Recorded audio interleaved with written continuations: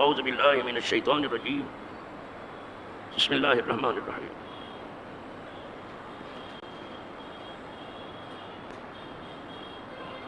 عائشہ رضی اللہ تعالی عنہ قالت قال النبی صلی اللہ علیہ وسلم اذا سمع المؤذن يتشهد قال وانا رواه ابو داود.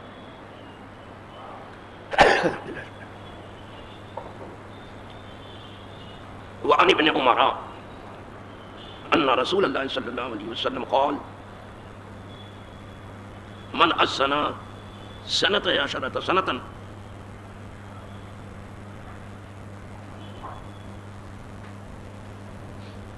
وجبت له الجنة وكتب الله له بتأذينه في كل يوم 60 حسنة ولكل إقامة 30 حسنة. رواه ابن ماجہ. وعنه قال كنا نؤمر بالدعاء عند أذان المغرب. رواه البيهقي في الدعوات الكبير. الحمدللہ رب العالمین. آج ہم نے فضیلت اذان کی تیسری فصل سے 3 حدیثیں پڑھی ہیں. اور 3 حدیثیں پڑھنے کا مطلب اس لیے ہمارے لیے آسان ہوا کہ اول 2 فصلوں میں جو کچھ آپ سن چکے ہیں تقریباً انہی کی تائید اور توثیق میں یہ حدیثیں ہیں. لیکن جب الگ سے کچھ بیان کیا ہے تو کچھ نئی بات تو ضرور ہے, نہیں تو پھر کوئی لانے کا فائدہ نہیں ہوتا ہے زیادہ. تو 3 حدیثیں پڑھی ہیں, جس میں پہلی حدیث ام المومنین سیدہ جب وہ کہتے تھے کہ اشہد ان محمد رسول اللہ تو حضور کی طرف اشارہ کرتے. حضور بیٹھ کے سنتے تھے کہ میں گواہی دیتا ہوں کہ محمد صلی اللہ علیہ وسلم اللہ کے رسول. حضور کی طرف اشارہ کرتے تھے, حضور خوش ہوتے تھے, دعا دیتے تھے. آپ کے فردہ فرمانے کے بعد حضرت بلال نے اذان نہیں پڑھی. اس کی یہ وجہ نہیں جو اہل تشیع بتاتے ہیں. یہ حضور ہی بلال کی قدر کرتے تھے اور ان پر بہت زیادہ کرم فرماتے تھے. جب حضور نے پردہ فرمایا تو ان کا قدرداں کوئی مدینے میں نہیں رہا تو شام چلے گئے. بالکل جھوٹ بولتے ہیں. ویسے تو یہ پوری دنیا میں جھوٹ ہی ملے گا آپ کو کثرت سے. جسے دنیا کہتے ہیں وہ جھوٹی ہے. دنیا زور, دنیا جھوٹی ہے. اس دنیا میں زیادہ تر لیکن جنہیں صحیح معنوں میں علم ہے اقوام عالم کا, وہ اس بات پر متفق ہے کہ اہل تشیع سے زیادہ جھوٹا کوئی نہیں. یہی لوگ ہیں جن کے ہاں جھوٹ پر بھی ثواب ملتا ہے, اور انہی کے یہاں ہے لا دین لمن لا تقیۃ لہ, جس کے یہاں تقیہ نہیں ہے, یعنی حقیقت کو چھپانا, اس کے پاس دین نہیں. ناگزیر ہو تو ٹھیک ہے, لیکن بلا وجہ اس بات کا ہو تو کوئی معنی نہیں رہتا ہے. خود امام شافعی رحمۃ اللہ تعالیٰ علیہ کہتے ہیں ویسے تو اس دنیا میں جھوٹے زیادہ ملیں گے, سچوں کی تعداد بہت کم ہے, لیکن شیعوں سے زیادہ کوئی جھوٹا نہیں. اور یہی بات امام بخاری نے بھی لکھی, اس لیے بخاری کو بھی نہیں مانتے. پوچھا کہ شیعوں کے پیچھے نماز کیسی ہے؟ شیعوں کے پیچھے نماز پڑھنے کا مطلب ایسے جیسے یہود و نصارہ کے پیچھے آپ نماز پڑھ لیں. آئی بات سن, اگر کہیں سے کچھ عملی کمزوری ہے تو چلتا ہے, لیکن جہاں اعتقادی کمزوری ہے وہاں بہت محتاط رہنے کی ضرورت ہے, بہت محتاط رہنے کی ضرورت ہے. تو حضرت بلال کے قدرداں جیسے پہلے مدینے میں تھے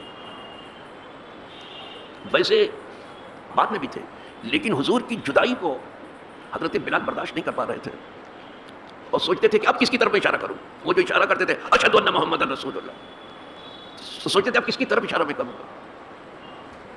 بس یہ چیز ان کے لیے چاق تھی. ورنہ کیا دنیا کو معلوم نہیں کہ صدیق اکبر نے آزاد کیا؟ انہوں نے خریدا اور بھاری رقم دے کے خریدا حضرت بلال اور آزاد کیا. اور کیا یہ دنیا کو معلوم نہیں ہے کہ فاروق اعظم اتنی قدر کرتے تھے کہ بلال کو سید کہتے تھے ابو بکر سیدنا وآتاک سیدنا یعنی بلال.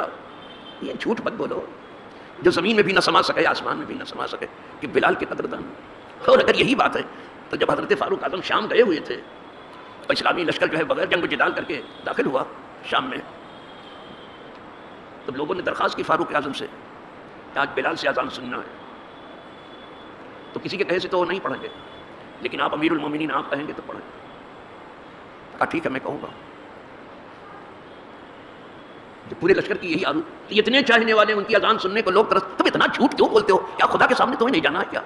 تم اس زمانے میں تھے یا صرف تمہارے لکھنے والے یہ سچ لکھتے ہیں، کسی دوسرے نے سچ نہیں لکھا؟ یا یہ کہو کہ تمہاری اوپر سچ اترا ہے دوسروں پر نہیں اترا؟ کیوں ایسی ضد کرتے ہو؟ کیوں ایسی ہٹ کر بھی کرتے ہو؟ کیوں ایسی زمین پکڑ کے بیٹھ گئے ہو آپ؟ پورا مدینہ ترستا تھا اذان بلالی کے لیے. ہدیہ کے لشکری سب ترس رہے تھے. تمام لشکریوں نے کہا فاروق اعظم سے کیا آپ کہیے حضرت بلال سے اذان پڑھائیں، ہمارے کہے سے نہیں پڑھائیں گے. حضور کی جدائی کو برداشت نہیں کر پا رہے تھے، جھیل نہیں پا رہے تھے. بہت بڑے عاشق تھے اللہ اس کے رسول. جیسے بلال کا نعرہ تھا احد احد، جو قل هو اللہ احد میں احد ہے، کہہ دو اے محبوب اللہ یکتا ہے، اس جیسا کوئی دوسرا نہیں. پھر وہ یکتا ہے اپنی ذات میں بھی، صفات میں بھی، اسماء میں بھی، افعال میں بھی، ہر چیز میں وہ یکتا ہے. اسی طرح وہ حضور کو سمجھتے تھے کہ حضور نبیوں میں یکتا ہیں، ان کی جیسی نہ کسی کے ساتھ ہے، نہ صفات ہے، نہ اسماء ہے، نہ اگر وہ اپنی خدائی میں وحدہ لا شریک ہے تو یہ اپنی مصطفائی میں اپنی محبوبیت ایسے اکیلے کہ کوئی دوسرا ان کا ساتھی نہیں ہے. یہ حضرت بلال کا مذہب تھا. فاروق اعظم نے کہا بلا کر کے بلال کو کہ آج تمام مومنوں کی خواہش یہ ہے کہ آپ اذان پڑھیں. کہنے لگے میرے اندر اتنی طاقت نہیں ہے، لیکن جب آپ حکم دے رہے ہیں تو آپ مومنوں کے ہم پر واجب ہے کہ ہم آپ کی اطاعت کر رہے ہیں، لیکن ہمارے اندر طاقت نہیں ہے. لیکن آپ نے کہا نہیں آپ کو اذان پڑھنی ہے. آرڈر دیا. کہا میں پڑھوں گا.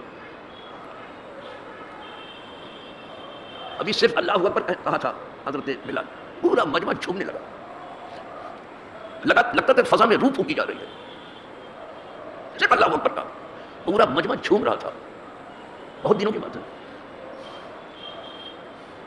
اور جب شہادت پر آئے اشہد ان لا الہ الا اللہ، تو لوگ رونے لگے تھے. سب کو مسجد نبی کا منظر یاد آنا، چیخیں نکلنے لگی تھی لوگوں کی. اور جب وہ اشہد ان محمد رسول اللہ پر آئے گر پڑے گا کہ اب کدھر اشارہ کر. اتنے بڑے عاشق ہیں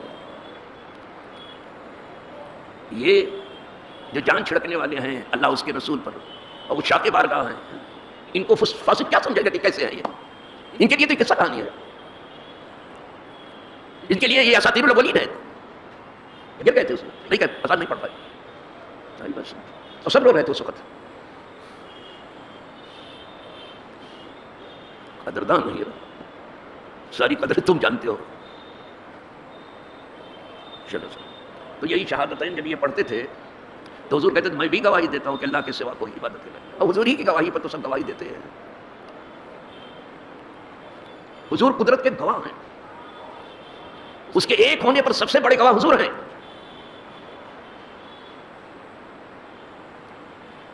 اور حضور جیسا دوسرا نہیں، اس پر خود قدرت گواہ ہے کہ میں گواہ ہوں، ایسا دوسرا میں نے بنایا نہیں. بس کیا بتاؤں. تو حضور کہتے تھا وانا وانا. ایک حدیث ہو گئی. دوسری حدیث عبداللہ ابن عمر سے ہے کہ بے شک رسول اللہ صلی اللہ علیہ وسلم نے فرمایا اس نے 12 سال تک اذان پڑھی. کتنے دن؟ 12 سال. یہ 12ویں شریف آ رہی ہے نا. جس نے 12 سال تک اذان پڑھی وجبت لہ، اس کے لیے جنت واجب ہو گئی. اب اس کی حکمت کو خود حضور جانتے ہیں کہ 12 سال کیوں کہا. کہیں کہیں 7 ہی سال کی بات آئی ہے، یہاں 12 سال کی بات ہے. جس نے 12 سال تک اذان پڑھی وہ بھی اللہ واسطے پڑھی، اس کے لیے جنت واجب ہو گئی. خدا کرے تمام جہاں کے مؤذنین بخشے جائیں اور ان مؤذنین کے صدقے میں ان کی بھی مغفرت ہو جو ان کی اذان سنتے ہیں، اور مؤذنین ہی کے صدقے میں اللہ ان کی بھی مغفرت فرمائے جو مؤذنین کے مثل جواب دیتے ہیں. اسی طرح سے 12 سال تک پتہ چلا مغفرت کے لیے بھی ٹائم چاہیے. ویسے تو ایک بار بھی کلمہ پڑھ لیا اور پھر پڑھنے کا نہ موقع ملا تو بھی بخشش ہو جائے گی، سچے دل سے پڑھ لیا. لیکن اگر وقت ملا ہے تو مغفرت کے لیے بھی ٹائم تو چاہیے، بخشش کے لیے بھی ٹائم چاہیے. ہتھیلی پہ سرسوں جمانے کی کوشش مت کرو. ایک چیز یہ فرمائی وہ کتبہ لہو بتعظیمہ فی کل یوم 60 حسنہ، اور لکھی جاتی ہیں اس کے لیے اس کی اذان کی وجہ سے ہر روز 60 نیکیاں. جو اذان پڑھتا ہے محسن روز اذان پڑھنے پر 60 نیکی، اس میں سے ایک نیکی ایسی کہ بخشش ہو جائے. 60 نیکیاں ایسی لکھی جاتی ہیں اس کے نام میں. ایسے نہیں ہے کہ سب وہ پکارتا ہو بس دیکھنا مؤذنین کو انشاءاللہ وہاں چل کر کے آپ جو واقعی اللہ واسطے کر رہے ہیں ان کی شانیں دیکھنا آپ.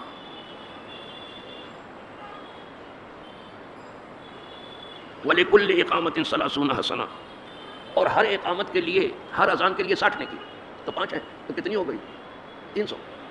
اور کہا ہر اقامت کے لیے جو 30 نیکی. سمجھ میں؟ اس لیے کہ ان کے یہاں جو ہے اقامت کا ایک ہی کی بار کلمہ کہا جاتا ہے نا، اس حساب سے کہا. ہمارے یہاں 2 بار کہا جاتا، تو ہمارے یہاں تو 600 ہو جائے گا. یہاں 30 نیکی ہے تو ٹھیک ہے، 4. اللہ جو چاہے اپنے بندے کو دے، اس کے لیے بہت آسان ہے. تو اس کی ہر اذان پر نیکی ہے اور ہر اقامت پر نیکی ہے. اور یہ نیکی کل جو ہے تولی جائے گی. یہاں تو نیکی کو برائی کو تول نہیں سکتے نا، لیکن وہاں تولی جائے گی. وہ کس طرح سے؟ اس لیے کہ نیکی بھی ایک دفتر میں لکھی ہوگی اور برائی بھی ایک دفتر میں لکھی، وہ دفتر تولا جائے گا. اور اب تک یہاں دنیا والوں نے بھی کچھ ایسی چیزوں کو ناپنا اور تولنا شروع کر دیا ہے جو ناپنے تولنے میں کبھی نہیں آتی تھی. جیسے کسی کو کتنا بخار ہے پہلے نہیں معلوم ہوتا تھا کہ کتنا ہے، اب تھرمامیٹر لگا دیجئے پتہ چل جائے گا کہ کتنا بخار. بلڈ پریشر ناپنا ہے لگا دیجئے، آلہ لگا دیجئے، آپ کو بتا دے گا. یہی ناپنا تولنا شروع کر دیا. ٹائر کے اندر کتنی ہوا گئی، ہوا کو دیکھا نہیں لیکن اس کو وزن کر لیا کتنی ہوا گئی ٹائر کے اندر، ٹیوب کے اندر. آئی بات سمجھ؟ اب تو ان چیزوں کو بھی تولنے ناپنے لگے ہیں جو دیکھنے میں بھی نہیں آتی ہے. بابا کوشش تو بہت ہے کہ روح تک پہنچ جائیں، لیکن روح یہاں کی ہے ہی نہیں کہ پہنچیں گے کیا؟ اگر یہاں ہوتی تھے پہنچ گئے ہوتے. روح کا تعلق عالم ارواح سے ہے. بولیے روح من امر ربی، یہ روح جو ہے میرے رب کا حکم ہے. تو اگر اس کا تعلق عالم امر سے نہ ہوتا تو وہاں بھی پہنچ گئے ہوتے. وہ خدا کے حکم سے ہے، عالم خلق سے نہیں ہے. اللہ له الخلق والامر، اللہ کے لیے بنانا بھی ہے، آرڈر بھی کرنا اس کے حکم سے آتی ہے. اور روح بنانا ہوتا تو آدمی بنا کے کھڑا، روبوٹ تو بنا کے کھڑا کر دیا ہے اور سب کام روبوٹ کرتا رہتا ہے. روبوٹ سے کام لیتے لیتے لوگ خود روبوٹ ہو گئے ہیں. آج اتنا کام لیا اس سے بیچارے سے، خود روبوٹ ہو گئے. اللہ رحم کرے بابا. چلو یہ 2 حدیث ہو گئی، تیسری بھی سن لیجئے. اور انہی عبداللہ ابن عمر سے ہے، کنا نؤمر بالدعاء عند اذان المغرب، رواہ البخاری. ہم کو حکم دیا جاتا تھا دعا کرنے کا. کب حکم کیا؟ جب مغرب کی اذان ہو جائے. جیسے حضرت ام سلمہ کو حضور نے بتایا تھا، سن چکے ہیں آپ، کہ جب مغرب کی اذان ہو جائے تو ام سلمہ سے فرمایا تھا کہ تم اس طرح سے دعا کرو، یا اللہ ھذا اقبال لیلک و ادبار نہارک و اصوات دعائک فاغفر لی. یہ سن چکے ہو؟ یاد کر لیے ہوتے تو بڑا اچھا ہوتا. لیکن آپ کہتے ہیں آپ یاد رکھو، کبھی کبھی ہم کو سنا دیا کرو. بس کبھی کیا کریں گے ہم؟ مجبور تو آپ کے گلے میں تعویذ بنا کے تو ہم باندھ نہیں سکتے. کیا کریں گے؟ جب اذان مغرب ہو تو کہو اے اللہ یہ تیری رات کے آنے کا وقت ہے، رات تیری ہے اور تیرے دن کے جانے کا وقت، دن گیا تھے وہ تیرا ہی تھا. اور یہ ایسا وقت ہے کہ تیری طرف بندوں کو بلایا جاتا ہے. آوازیں بلند ہو رہی ہیں، اصوات دعائے کا. یہ تیری طرف عبادت کے لیے لوگوں کے بلانے کا وقت ہے. فغفر لی، تو مجھے معاف کر دے. یہ اتنا کہہ لو سے فغفر لی، اے اللہ مجھے معاف کر. تو دن اسی کا ہے تو ہم اسی کی بات کریں، رات اسی کی ہے تو ہم اسی کی بات کریں. اور زیادہ نہیں، اتنا کہتے اے اللہ ہمیں یہ رات میں بخش دے گا، کچھ بھی ہو تو رات کے اندر اس رات میں تو مجھے بخش دینا. اپنی بخشش کی فکر کرو گا. لیکن اب یہاں تو اپنی فکر چھوڑ کے دوسروں کے پیچھے پڑے ہیں اور دوسروں کی ٹانگ گھسیٹنے کی فکر میں سمجھتے ساری نیکی اسی میں ہے. ہمیں بس دوسروں کا عیب دیکھنا بند کرو اور اپنے عیب میں ڈوب کے دیکھو کہ کہاں تک پہنچے ہو آپ، تب آپ کی اصلاح ہو. دعا کرو کہ اللہ مجھے بخش دے. صبح کو بھی یہی دعا کرو، اللہ مجھے بخش دے. یہ نیا دن ہے، اگر کوئی دن میں کچھ پیش آئے تو مجھے بخش دے. اور یہ نئی رات آ رہی ہے دن کے جانے کے بعد، خدایا مجھے بخش دے. یہ ناممکن ہے کہ آپ دعا کرو سنی نہ جائے، سنی جاتی ہے. خدا کرے سب بخشے جائیں. وآخر دعوانا ان الحمد للہ رب العالمین.